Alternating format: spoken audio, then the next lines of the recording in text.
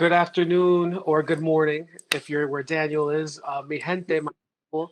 And welcome to this very special reading we're having with Caldwell University. As you know, you've already been going over Daniel Summerhill and January Gill O'Neill's books this semester, and we are so excited to be here with you. At CavanKerry Press, we are one part publishing house, but we are also one part programming aficionados, and we love organizing with different spaces and communities, different schools, different artistic programs and bringing authors to people where they live, receive services, and work, or go to school in this instance. So it's also good to see that poets are alive and they have a pulse and they're breathing. So we our work into spaces because of that. I'm the marketing communications director at CavanKerry Press, which means I help facilitate some of these things. This is why I'm here. Dana Harris Travado, which is a development director, which help us get monies. She's also here. She helps us get our cheddar.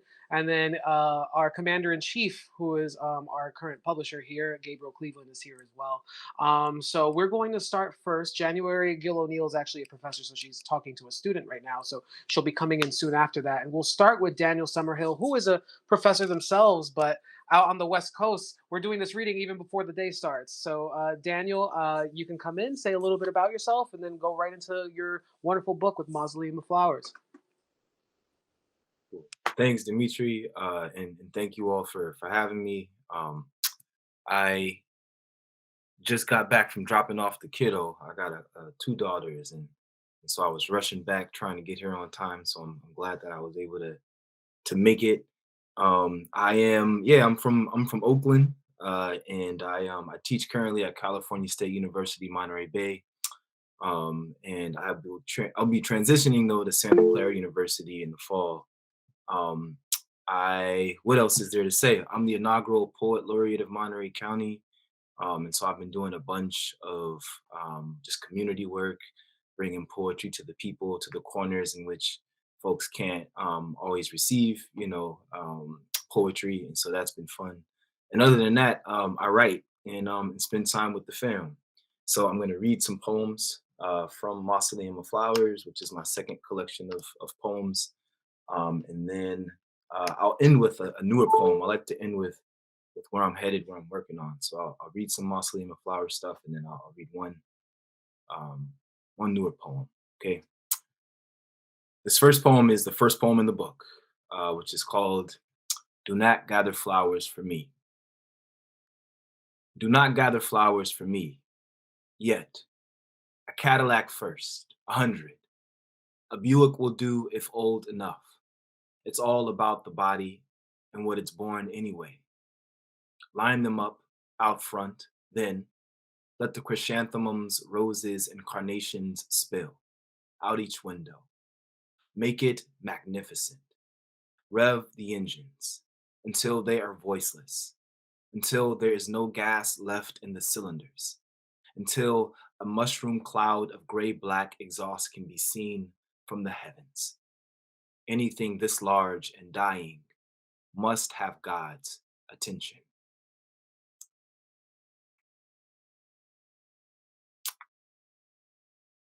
This next poem I'll read. My grandfather's birthday was this past Friday. He was born 1926, April 14th, 1926, and he passed away in 2016, which means he lived to the age of 90 years old. I like to think that I'm a poet because my grandfather was a carpenter, and poetry is another way of using your hands. And so I like to kind of chronicle what I, describe as what I understand as a portrait of a man and my grandfather, because he was that for me. And so this is about my grandfather much later in his life. It's called Sunday in Oakland. You ask about the weather outside in an attempt to stretch our visit. And for the next 22 minutes, flaxen leaves smother the ground. The clouds are selfless, and Oakland is golden today, like all other days, because Oakland measures its weather by the number of black bodies basking in the sun around Lake Merritt. By now, the most complicated thing you can remember of me is my name, and how it forces your tongue to press against the roof of your mouth twice before the tension in your jaw is released. It is your only exercise. Routinely, you spend your time in bed until you don't. And then, like a moment at attention. The day is as grand as your body will allow. Oxfords, where the creases excavate themselves into a groove, a pork pie crown, and a shirt that you ironed collar first for the trip to refill your bag of chia seeds and other items your VA doctor recommended, mostly aimed at preservation of a body that broke in 43 during the swing of the Allies' fist. Your power chair hoist a flag that isn't red, white, and blue, but is as American as Jim Crow. And you, and what's left of the 92nd Infantry, clasp onto your buffaloes as if they're the only thing you've claimed as your own. It's Sunday, and if there was a day of the week to sink into yourself, it would have to be the Lord's Day. No matter your position to God, you are no exception to this rule. You sit at the edge of a bed that is also half machine and ask me to turn the TV down. Before, in a swift motion, you bring your legs to rest on your mattress. Their stiff landing, the last thing I hear from you. And your breathing slows almost still. Your nasal passages soften as if rehearsing how to leave gently. And I am reminded how some stars we admire don't exist anymore. How, by the time we've praised them, they've already shrapneled into God's palms.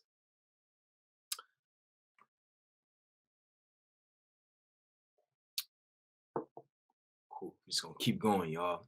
This poem is next poem I'll read is called Mama. And uh it's about my mama. Really, it's about my conversation with my mother and her revealing that she had never experienced like sustained happiness. And I liken sustained happiness to joy, and I think about them in different lights. And so that conversation made me both one, like really like hurt and disheartened that you can live for over 6 decades and to have never experienced like sustained happiness. And then it also made me curious, right, about like what it meant for my own life and the things that I've been able to do in travel and poetry, with poetry and traveling and such. And so it's kind of like a comparison both to my mother, but then also thinking about joy in my own life. So it's called Mama. Mama knows what it's like to hold and not be held. Mama Nancy, who is not my mama, but is the oldest mama I have a name for. In this way, history is young, not because it is young, but because it goes only as far back as our stories do. And I'd like to think memory counts for something. 3 women separate her from my mama, each of them a comma. Each of them should have been a semicolon, but we know genealogy isn't forgiving that way. I'm the son of all 4, and I am told by mama that her earliest recall of joy was being handed a quarter to buy a hamburger and still having 15 cents left over to buy penny candy. This girl, a woman, a mother, who has never been to the bottom of the earth, and not that any long haul flight will buy happiness, but being awakened by the unswallowed sun over the southern ocean seems like a cheat code for sustained joy. I say sustained in the sense that the sunrise is the only infinite rhythm I've seen. This isn't a poem about joy, so much as it is a poem about dying without ever knowing it. But, Mama, you've always stricken me as someone who champions distance over depth, or faith over long suffering. In this way, I suppose joy isn't the antonym to pain, but the antibody. It is 1998, and you're just giving me a pink food stamp, enough to buy a zebra cake, Kool-Aid jammer, and 3 packs of now and laters. The walk to the corner store, my faith. The slow skip back home, small joy. Here, my perception of small is grand enough to get me through the immensity of summer. How my mother summoned enough jubilance to share with me. Its blood. It is 2018, and I think of my trip to South Africa as a metaphor for food stamps. The flight, my faith. The flight, my joy. What I don't deserve, not considered here. The miles between me and the earth, stretched faith, carrying me back home. I search out my window for land, but find nothing green, just blue. Plenty blue to feel small enough to remember my small mama with outstretched hands, waiting for a quarter, for joy. A woman, a girl, a woman, dear mama, your water will come, and the sun will brass knuckle its way out of the ocean with enough triumph to make you feel golden. The ocean is the only constant here. It delivers us all. I'd imagine it'll deliver you too. If not you, your body. If not your joy, your pain. It will carry it in its mouth back to shore like a flood. So juxtaposed in the collection with death, juxtaposed with death and demise, is also this kind of modulated life, and that's explored through these this suite of poems called Frank's Opus, which is a conversation with Frank Ocean's Blonde album, which in my opinion is one of the greatest albums of all time. I think Rolling Stone has it like top 50. I think it's like top five probably. So anyways, I thought that these poems would do well to kind of again contrast um, the kind of dark nature of writing about death, right? And so the Frank Opus poems kind of mirror what Frank Ocean does in his album Blonde in terms of adolescence to adulthood and thinking about how to modulate craft right via the music in a way that kind of replicates that. So this is Frank's opus, Godspeed. Fault lines are stronger than any faith I've ever mustered. There are mountains I do not move, and this isn't a mountain so much as it is a hill. And this kind of love isn't movement so much as it's biblical destruction. Perhaps our prayers are too many, and God is too few to collect them all. Perhaps an aftershock is the earth's invocation for less movement. I know my voice is no match for an earthquake, but the premise of prayer is not to watch the sky open, but to feel the ground shake beneath my feet without asking. Prayer is not asking. Prayer is not about asking. Prayer is a tremor we don't have a grand enough name for. This is sitting in a wicker chair against floral wallpaper in Oakland heat. There is a portrait of Huey Newton in my church. It's Communion Sunday, and Mama has on her good shoes with the gold links. The Jackson boys are dressed to the nines, their pants starch creased and hovering above their snakeskins like halos. Huey's in a black beret, but gone anyway. What's blood without a body to show for it? In the States, what's more righteous than a gun and a spear sitting at the left hand of God on a wicker chair in Oakland? Wicker chair out front since before COINTELPRO bludgeoned the Panthers. We've come because it's Easter and we're hungry. Inside, Marvin Gaye's falsetto seeps in like a gentle flood, and the kitchen becomes a small soul train line for 12 minutes instead. All these bodies bending like prayer. Black means religion is second only to dancing. The day America stormed America, I was black and in exile for yanking a tulip from the ground. I shouldn't have, but wanted something more beautiful to die before I did. Call it civil disobedience. So two more poems here. I'll read a very short poem, which is actually the title poem of the book, which came after the many walks I used to take with my daughter, who's now 7, but this is when she was much younger. This is Mausoleum of Flowers.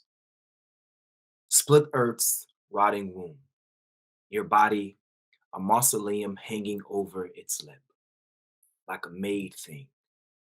Plucking flowers on our walks, you study them close, stumbling over your brand new feet. They'll die before we make it home, I don't say.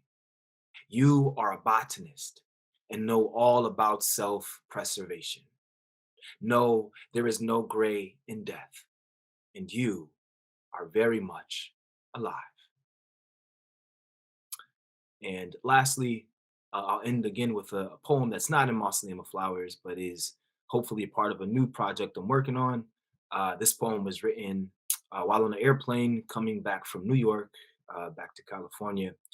And it is titled after a line from an Earl Sweatshirt song called Vain.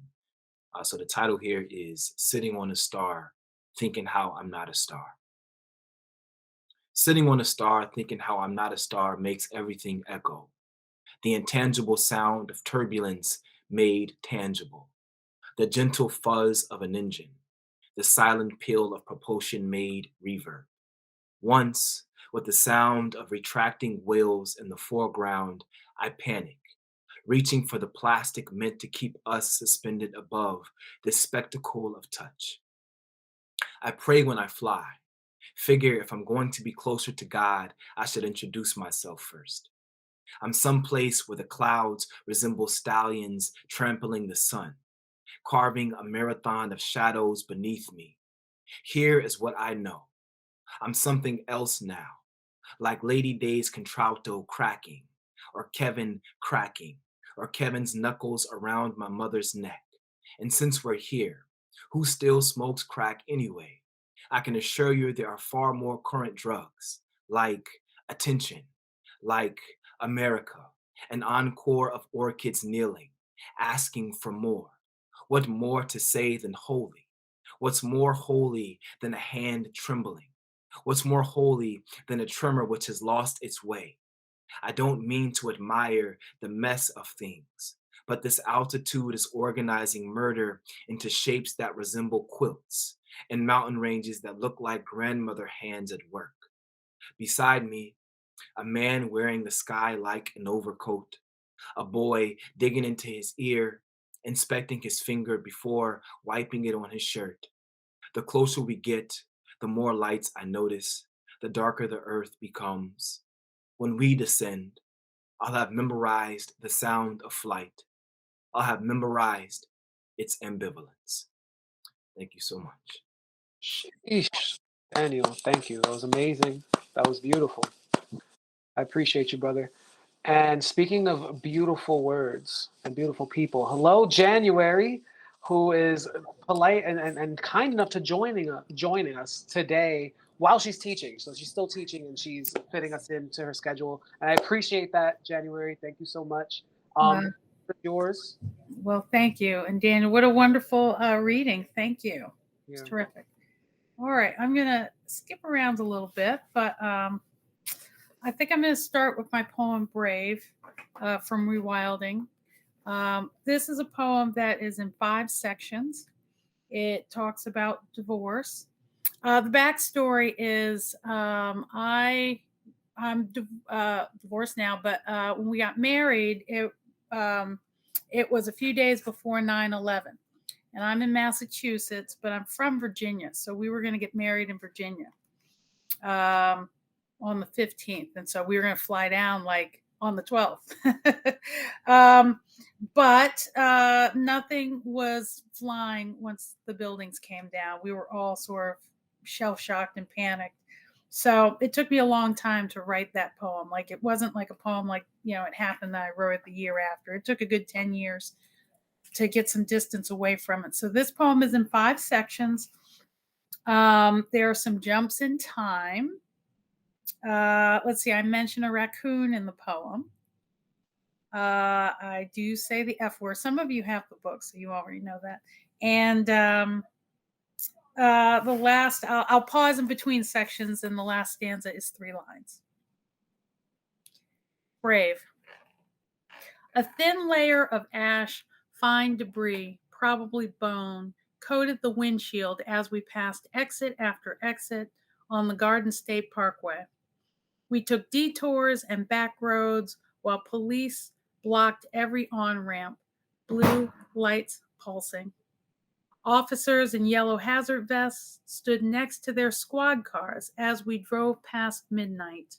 My soon-to-be husband, mother-in-law, brother-in-law, and me in a 1992 Grand Marquis on our way to Virginia. On the radio, Nothing but news and static. All of us silent, sleepy, edgy, uncertain, both absent and present on an empty highway driving past New York City. I would never tell my daughter that some nights I lie awake listening for the raccoon I know is in the attic but pretend isn't there. The scratching, the heavy scampering, she hears it too. If he were here, Daddy would check things out. If he were here, Mommy would not feel so lonely. We pretend to be brave, bang on the walls, play loud music to scare it away, pray it does not have kids. Marriages fail. There is no one else to go up there and get the little fucker.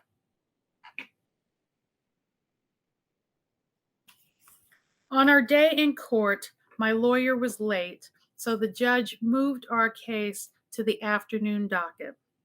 We sat for hours, you on the left side, me on the right, listening to failure after failure, the quick dissolve of marriages into oblivion. I remember thinking, Hallmark doesn't make a card for this. The moment when the judge calls your name and uses words such as irreconcilable, broken, and final, and a swell. No, a surge of tears breaks as the judge uncouples us. You cried too. Neither of us looked at the other or spoke. When I turned around, you were gone. You had left the building. Before we arrived at the hotel, we took engagement photos in our wrinkled clothes. And before that, we watched the sunrise as we crossed the Chesapeake Bay Bridge Tunnel. And before that, we listened to Howard Stern around 5 a.m. broadcast live, trying to find the right words, any words. And before that, you took the wheel from your brother so he could get some sleep. And before that, silence. And before that, you held my hand as we rode in the back seat. And before that, we were not allowed on the Garden State Parkway. And before that, we stopped for gas, sandwiches, checked the check engine light somewhere in Connecticut. And before that, there was a toll on the Tobin Bridge. And before that, I was on the phone with the maid of honor who would ride the bus from Texas to Virginia to arrive by Saturday. I thought she was crazy.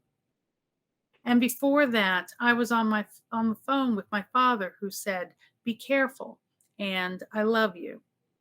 And before that, no flights were allowed out of Logan Airport or anywhere. And before that, I said yes. And before that, you said yes.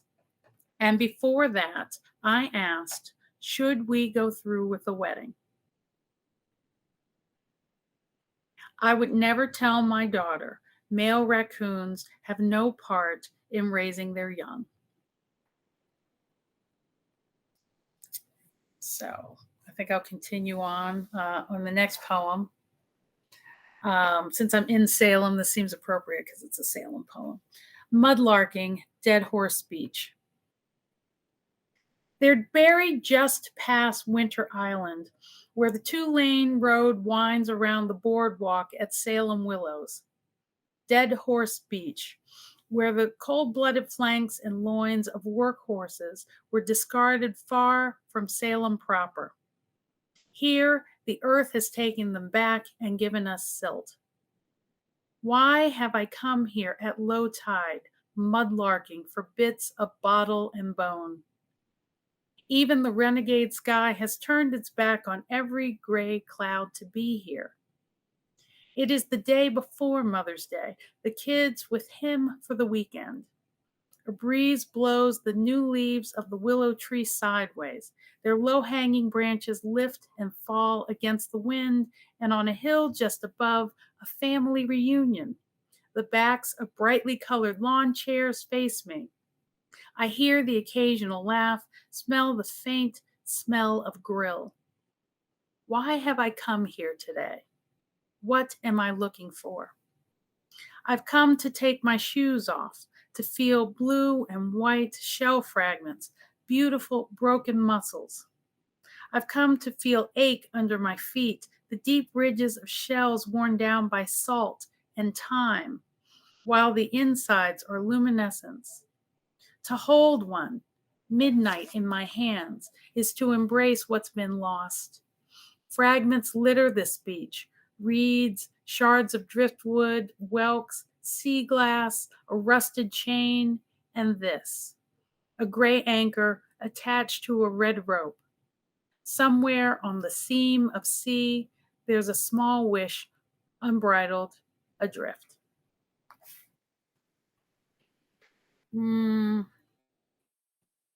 Let's see. All right, so I think I'll read maybe one or two more from Rewilding, and then I'll read something new. So, with the death of this, or the recent shootings, and the 16-year-old boy who was, shot just, going to somebody's house and hitting the wrong doorbell, the wrong address. I've seen my poem come up again, and I almost wish it wouldn't circulate, just because I feel like we were in a new phase, but it is the same story again and again. This is a poem from my son, who's now at Syracuse University, but when I wrote it, he was 13. Hoodie. A gray hoodie will not protect my son from rain, from the New England cold. I see the partial eclipse of his face as his head sinks into the half-dark and shades his eyes.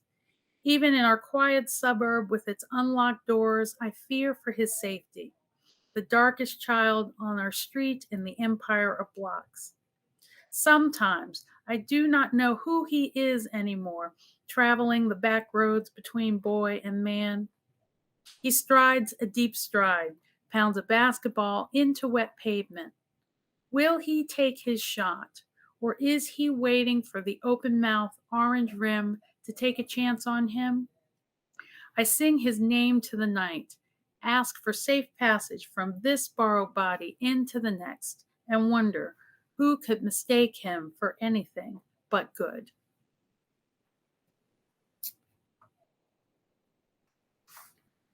In my town, one town over from Salem in Beverly, there's a place that I love called the Roller Palace. It's no longer in existence, but when the kids were younger, I couldn't really go dancing. But skating was close. And even on Instagram, I tend to like roller skating and people skating and dancing. So I kind of wish that was me. Night at the Roller Palace. After the birthday crowds thin out, after the hokey pokey and chicken dance, after the parents have towed their shaky kids like cabooses ready to decouple, and the pint-sized skaters have circled the rink like a gang of meerkats spun into a 10-car pileup, you turn sideways and angle by as another one bites the dust, thumps overhead. You give a finger point to the DJ stand because in your mind, we are soldiers in the march against time, grooving to the retro beat while the disco ball shines overhead, cut crystal against rainbow walls. You glide like Mercury or Apollo Ono without wings or skin suits in lowrider jeans that hug your body like you hug corners, past them all on the smooth out parquet floor worn down by time and rhythm. The trick is to make it look effortless. Remind them that your quickness is a kind of love. You are the spark between wood and wheel. And when your cranky kids hang out by the wall, ready to go, holding those 8 wheels by their brown leather tongues, you give them a wave and keep circling. Just one more song, you say. This is your me time. It's all skate. You've got your whole self in. That's what it's all about. God, I miss the Roller Palace.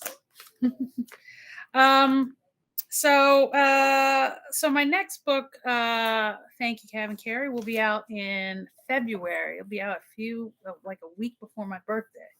So I spent in 2019 and 20 I was down in Mississippi at a fellowship at the University of Mississippi, also known as Ole Miss. And I did some research, couldn't help but do the research around, the town and the state. And I really was invested in learning about the history of slavery in Mississippi. I mean, I'm from Virginia, so to a certain extent, I understand it. But Mississippi is the deep South, and it was a remarkable time for me. I really dived into learning about Emmett Till. We were a little forced to do that because of you confronting images of Ole Miss students. Shooting up markers for Emmett Till, the flag coming down with the stars and bars. Mississippi was the last state to not use that as their state flag. On the campus of Ole Miss, there was a Confederate statue that had been there, I think, since the 1920s.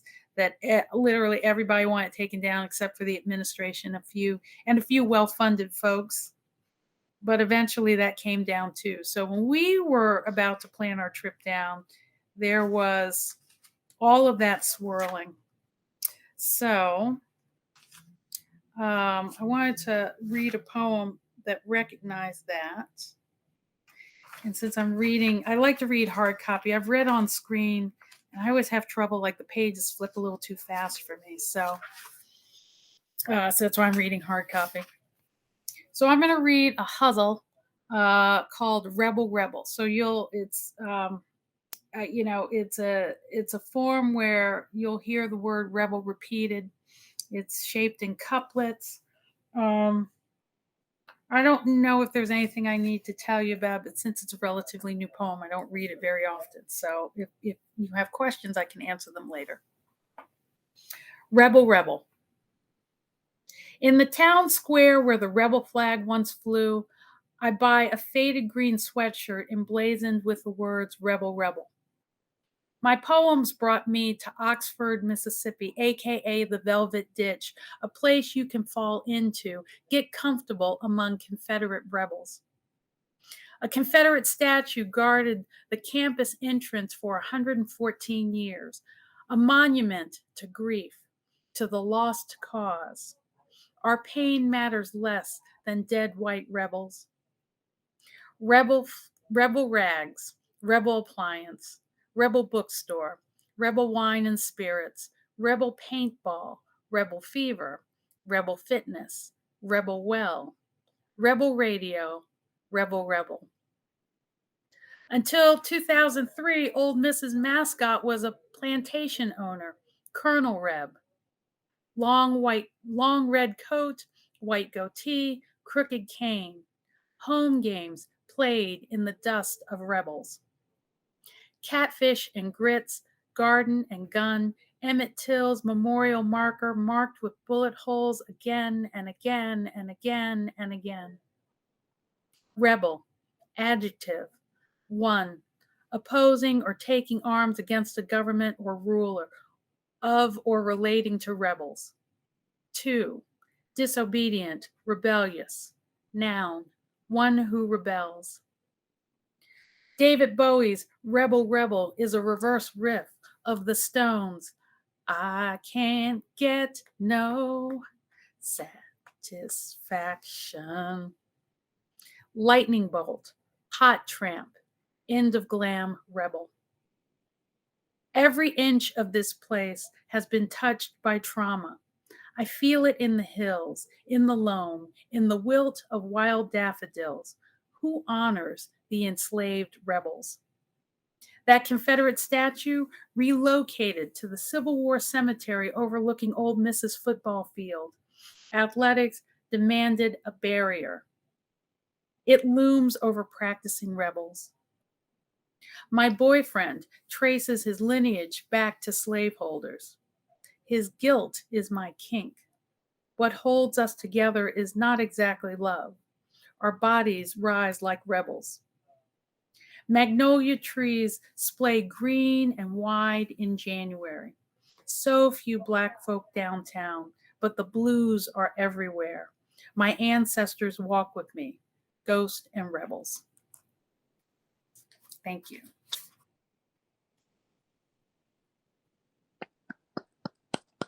And January, thank you so much. Such a beautiful reading, and thank you for giving us some background, or giving the students some background on some of the work from rewilding, and then also this new book that I am so excited for. I can't wait. And Dan, shout out to your book in progress too. That does sound really dope. All right, great. Let's open it up to questions. Questions from the students. You can put the questions in the chat box, or you can just come on and let's hear your voices. We'll have maybe about 10 or 12 minutes here. I actually have a question for Daniel Summerhill. So for the Mausoleum of Flowers, why did you decide to end the book with the title poem and not begin your book with it?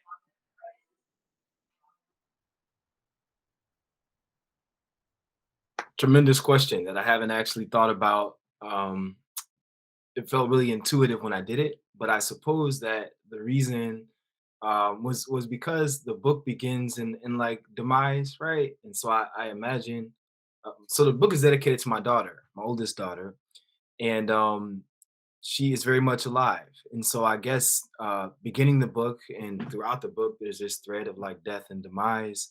I thought it was kind of fitting to make sure that the flowers were the thing that were blooming by the end of the book, and that it wasn't just the mausoleum. So the flowers is what I wanted to kind of book in the collection with. So yeah, I think that was it, right? Thinking about my daughter and her blooming life was the kind of extended metaphor for the whole book. And so I wanted to end with life. Yeah. Good question. Yeah, that was a deep question to start with, Catherine. Thank you. I have a question. All right, Ethan. Yep. Go ahead, go for it. So I guess if time permits, I'd like to ask both the authors, but what was I know it's a very basic question, but what was the defining moment for you that made you want to write poetry on another level? Like getting published. It's not the same just to write poetry for fun, but to publish something is to really say something. So what was that defining moment for both of you?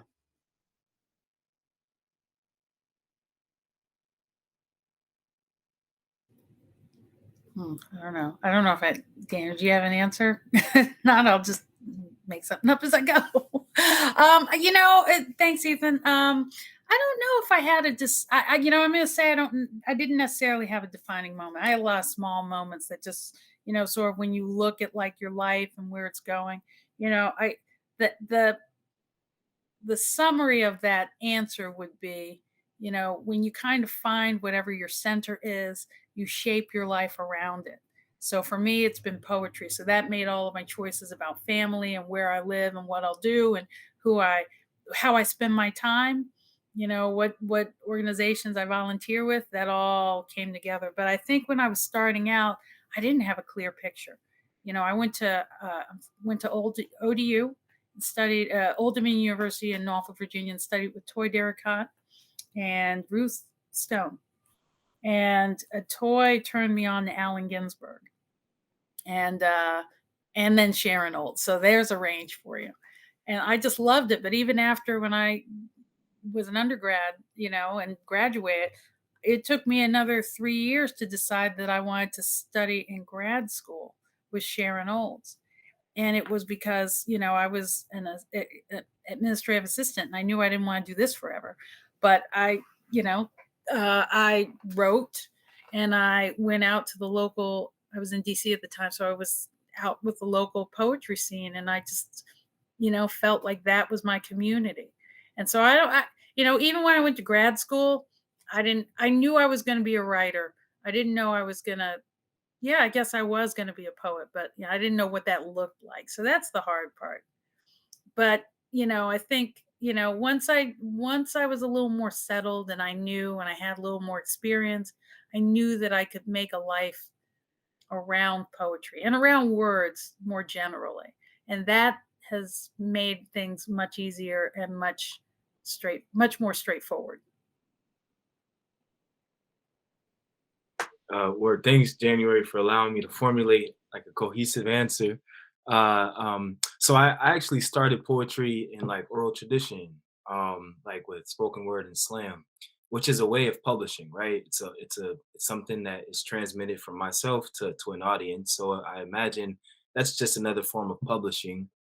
And then like from a practical standpoint, since like middle school, I wanted to be a poetry professor, and in the practical sense, that requires you to have a significant amount of publications under your belt. So, um, and then with that, poetry, for me is like a conversational thing, right? It's like a two-way street in which, I write things and then folks hopefully engage with it and converse with it. And the only way for that to happen is for me to publish, right? Or to get the poems out into the world. So I imagine that there's two pieces for me. One is like, um, the kind of duty Nina Simone says to reflect the times and for that to be a conversational kind of two-way street. And then secondly, it's a way that I, sustain my profession, right? So to speak. But luckily, they go hand in hand. Yeah. Good answer, y'all. Thank you. Next question. Oh, okay, cool. From the chat, from Christine Arata, for both poets, has there ever been a poem that you wrote that you felt was too emotional? Or do you think there is really no limit to how vulnerable a poem can be? Oh, that's a deep cut. It is a deep question. Yeah. I'll start with the latter, and I don't think that there's a limit. James Baldwin, who I imagine is now like an uncle to me, just because of how much I'm in love with James Baldwin and James Baldwin's mind and work. Says, that it's our job to kind of tell the truth, and the best poems are the poems that tell the truth, and are vulnerable and transparent. And so no, I don't think that there's a limit. And the former question, I think in Mausoleum of Flowers, Mama was that poem for me, because again, it just took some real like soul searching, and it took me to have tough talks with my mom. I called my mom and said, "Hey, mom, tell me a story," and she's like, "What?" And so the conversation ended up turning into the revelation that she had never experienced like sustained happiness. But of course, that was like a blow, and so it required me to reflect on my own life and what joy meant for me. And in this next project I'm working on, I think everything that I work on, it gets, in deeper and more vulnerable, right? And I think that's the work, that's the excavation that happens, right, from being a writer. James Baldwin also says nobody in their right mind becomes a writer, but then you discover you are one and you don't have a choice. So I think the work of being a writer, a poet, is trying to excavate and get vulnerable, and as vulnerable as you can be. It's a good answer. I also don't think you can be too vulnerable. Um, I don't think you should be afraid to say the unsayable thing, which is difficult. I don't think you should be afraid to go deeper. Um, but you have to sort of do what the poem demands, and you have to be willing to be open to all of that. I now there is nothing wrong with being emotional and vulnerable in a poem, and I don't think there should be anything from preventing you, from writing it. It's up to you whether you show it to anyone. It's up to you whether you publish it. So I wouldn't hinder yourself, before you even got to the page. I can't say this. I would write it and then decide what to do with it, and then decide, is this, do you want to put this in the world? I mean, I do think our stories are important. And if you don't tell our stories, if you don't tell your story, they get forgotten, or left behind, or somebody else can speak that truth. So you have a lot to weigh, with what you want to do with your work. But at least in the initial act of writing, I think you need to write and then decide whether or not the poem is doing what it's meant to do. Let's see, is there any limit? I tell you, I caution against poems that sound like you're peeking in on somebody's argument. You ever walked in a room and two people are arguing? It was like, ooh. So you want to be careful to do that. I mean, you can't lose the music and the technique and all those things you've learned in poetry. I mean, that's a rant, and I think that's something different. And that could work for you depending on the audience. But poetry still, no matter how that's expressed, has nuance. And so I think you can try, and I think you can go in lots of directions, but I do think, you want to be careful about losing the music of the line. Gorgeous answers. Yeah, the poet AI has mentioned before that poetry is an art and not a martial art, and I always try to defer to that while I'm writing. You could be as vulnerable as you need to, but you have to realize conscientiously when you're beginning to hurt yourself, or it's something that could project and hurt others. Yeah, excellent. Well, it is 12:52, and I know some of you have to get to class. Some of you might actually be in transit, which is fine. If you need to leave, you can now and say your goodbyes, but I will give the audience maybe about one last attempt if anyone wants to step in for a question while everyone's getting ready to shuffle to their 1 o'clock. Does anyone have a I'm sorry, I did have one question, and this was for Daniel Summerhill. After reading um the book, how did you think of taking songs and turning it into poetry? Because I realized that a lot of or a good amount of the poems either had to do with like Frank Ocean references or Kanye. So how did that kind of like come about for you? Yep. Thanks for the question, Jalissa. Yes, that's correct, Jalissa. Jalissa. Yeah. I'm